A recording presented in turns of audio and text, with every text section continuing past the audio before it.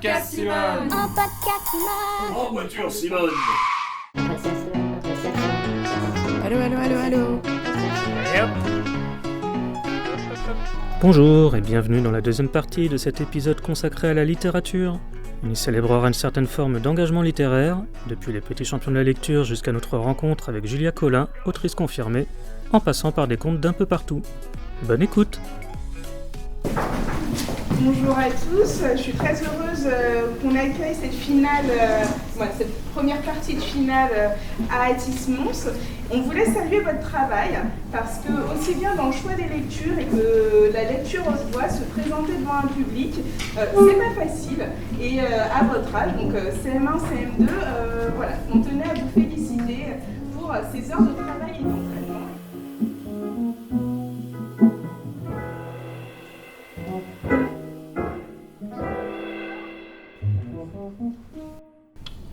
Bonjour, je m'appelle Denissa et aujourd'hui je vais vous présenter le journal de Quercy, Vacances en Provence de Bertrand Santini. 5 juillet, Saint-Zéro. Déception. Ce matin, dans un champ, j'ai aperçu le plus gros dalmatien du monde. Chouette, un nouveau copain, j'ai pensé. On va bien rigoler. Mais en m'approchant plus près, j'ai découvert que c'était une vache. 9 juillet, Saint-Falbala. Idiote. Les chats ne sont pas des gens normaux. Non seulement ils sont couverts de poils, mais en plus, ils ont une queue, des dents et des griffes. Bref, tout un tas de choses que je trouve parfaitement ridicules. Aujourd'hui, tandis que je prenais un bain de soleil bien chaud, je me suis exclamée très fort. Tiens, ça sent pas bon. En vérité, j'avais dit ça parce que je venais de voir Tête de Fesse passer devant moi. Et j'avais fait semblant de ne pas l'avoir vu pour l'énerver encore plus. Je sais très bien que tu m'as vu, il a miaulé. Moi, j'ai crié. Ah, salut Tête de Fesse, je t'avais pas vu. Alors lui, ça l'a énervé. Et moi, ça m'a amusé. Va-t'en, sale chat, je lui ai lancé en rigolant. Espèce de raciste, il m'a retorqué. Quoi? Moi, raciste? Je vois pas ce qu'il y a de raciste, ça te fait remarquer que ta race est laide, bête, moche, cruelle et puante. Ah vraiment? Et d'abord, qu'est-ce qu'elle a de si particulière, mon espèce? Ben, par exemple, vous êtes couvert de poils. Comme toi. Ouais, mais vous avez une queue en plus. Comme toi, il a redit. Il commençait un peu à m'agacer, là. Vous avez des dents pointues de vampire. Comme toi. Et des griffes au bout des pattes. Comme toi. Et en plus, des fois, vous avez des puces. Comme toi. J'ai soudain réalisé avec effroi que ce gros-lard avait raison. C'est vrai que j'étais tout ce que je lui avais reproché d'être. Une abominable pensée me fit alors frissonner de partout. Et si j'étais un chat? Et si en vérité j'étais née dans une chatière et que mon Gaspard m'avait fait croire que j'étais un chien rien pour me flatter? À la réflexion, rien ne me distinguait vraiment de cette créature.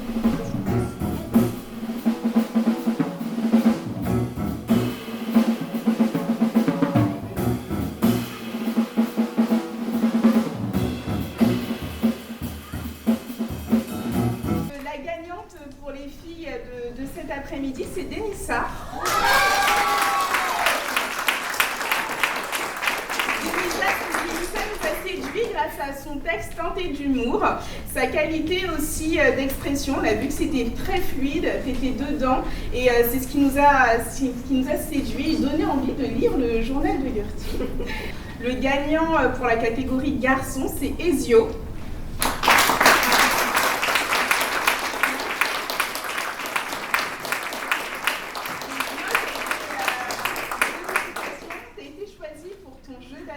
On a vu ton stress, mais du coup ça ne s'est pas senti. On t'a vu souffler avant de commencer et après tu as vraiment vécu ton texte. Donc on a été prise dans l'histoire, l'émotion que tu as donnée. Donc voilà, un vrai jeu d'acteur. Félicitations à toi. Le livre, c'est que chaque après-midi à sa porte. En fait, c'est un vacancier qui a perdu son fils. Il le retrouve plus, mais tout le monde le voit, mais tout le monde se trompe. Il y a bien un petit garçon devant la cabane indiquée.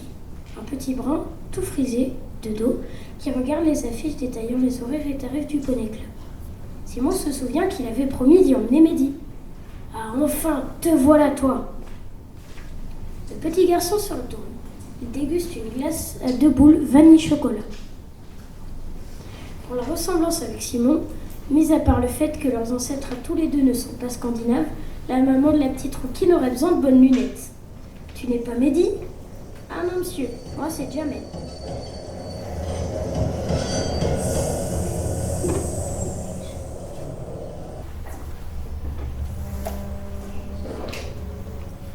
Plantée sur le quai désert d'une gare perdue, Sally est là. Petite fille au rêve intact, silencieuse, immobile, prête au voyage.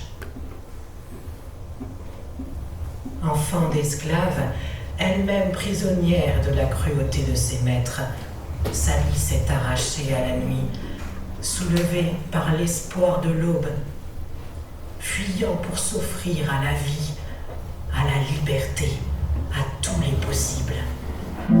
Pourtant, sur ce quai, Sally hésite encore, l'âme bleue, un cri planté dans le cœur. Tiens bon courage, entends ce blues qui gronde en toi. Tiens bon Sally, rends-toi à la prochaine station, loin de toi, loin des champs de coton. Oh boy, won't you like this? Oh boy, won't you like this? Oh boy, won't you like this? Entends te faire chanter. Oh boy, won't you like this? Oh boy, won't you like this? Hey, swing around.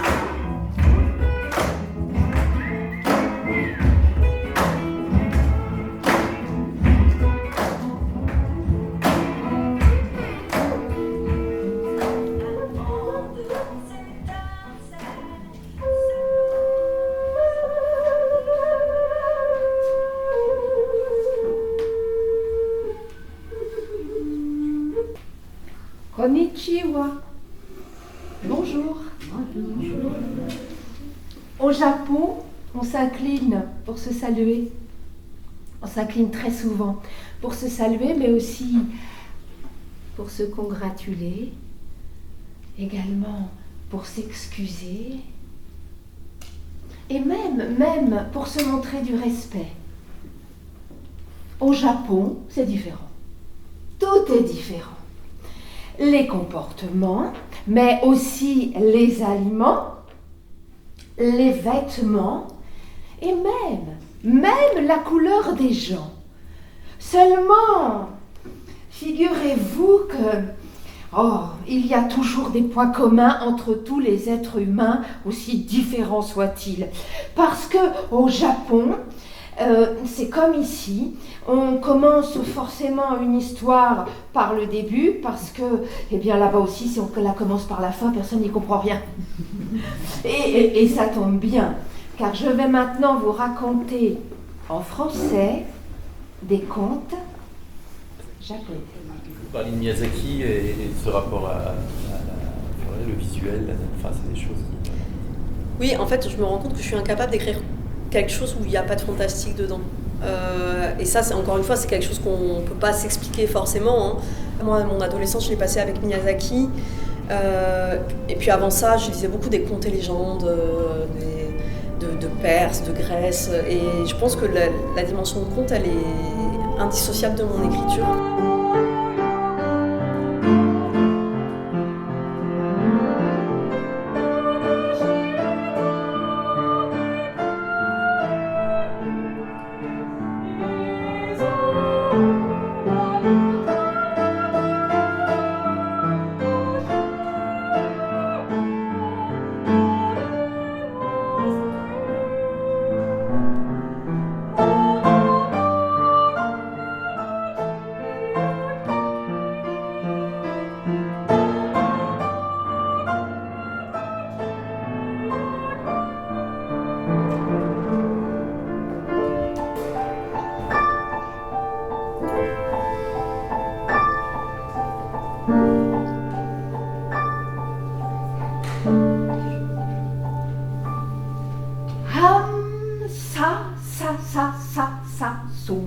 C'est son nom.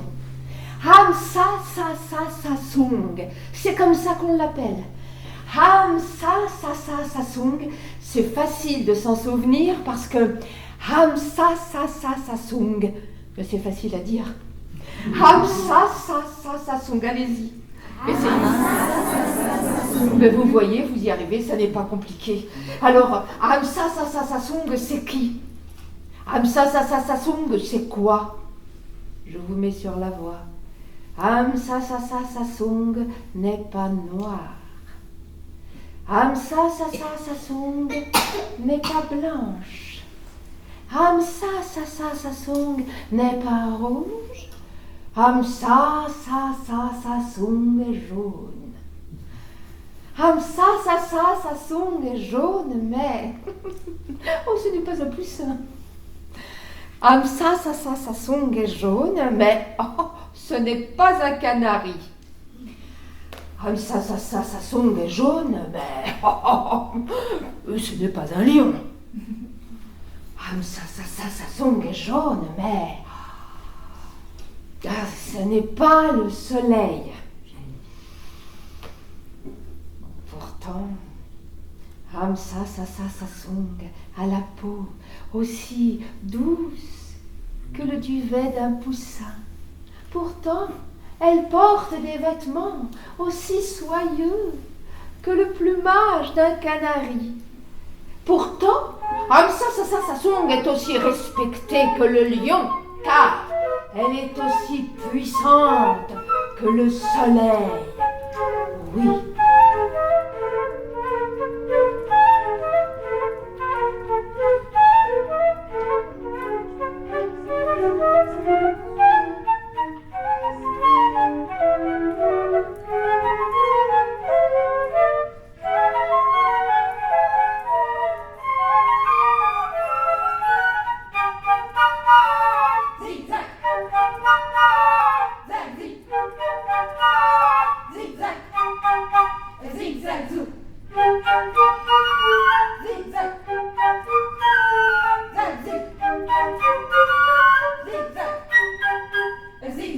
C'est vrai que le futur que je dépeins, c'est pas un futur qui est radieux, c'est pas un futur qui est très rose.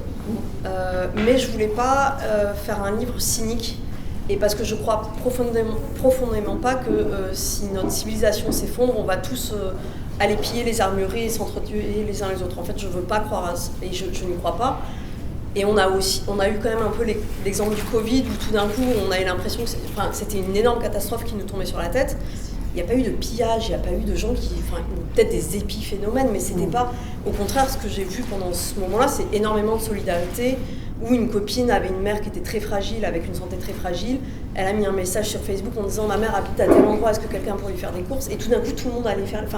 Et donc, moi, je reste persuadée que dans la difficulté, la solidarité, elle existera toujours. Alors, il y aura peut-être toujours des gens qui essaieront de tirer égoïstement leur épingle du jeu, mais de toute manière, sans les uns les autres, on ne peut pas vivre.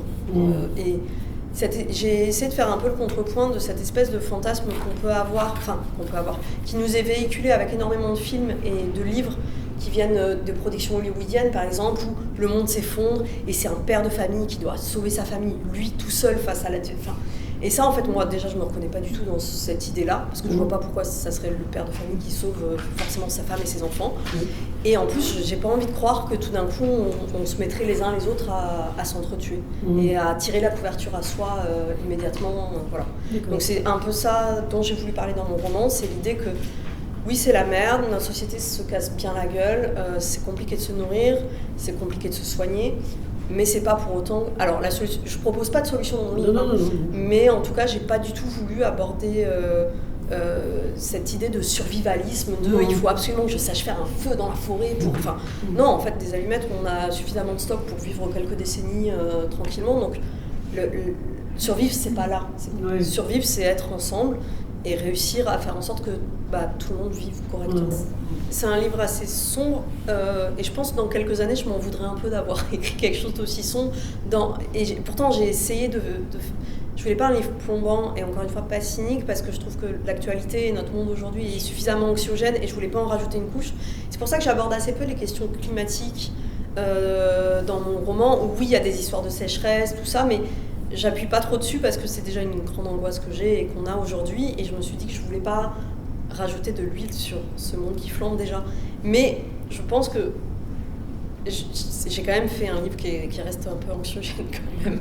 Et je pense que dans quelques années, je m'en voudrais un peu. Donc il laisse une porte. Ouais, oui, moi, je suis quand Parce que même... la nature aide aussi l'homme à se régénérer d'une certaine manière.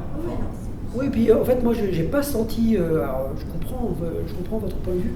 Alors, j'ai senti effectivement cette défiance vis-à-vis de l'autre, mais enfin, il y a un rejet évident, mais c'est pas quelque chose que je trouve en fait extrêmement prégnant dans le livre. En tout cas, le repli, ce que j'espère avoir transmis dans mon roman, c'est que le repli sur soi-même, même si on arrive à survivre et à manger à notre faim, ça ne marche qu'un temps, de toute manière. On ne peut pas se couper de la marche du monde pour toujours, en fait, parce qu'à un moment ou l'autre, non seulement ça ne fonctionne plus, mais en plus, en route, on perd notre humanité, ce qui est un peu notre raison de vivre, c'est de rester humain, donc ça n'a pas grand intérêt. Et oui, comme le chantait Sylvain Bourvil, on ne saurait pas grand-chose sans tendresse. C'est sur ces bonnes paroles que l'on se quitte, mais rassurez-vous, c'est pour mieux nous retrouver lors d'un prochain podcast. En attendant, on vous souhaite une excellente rentrée, pleine de tendresse donc.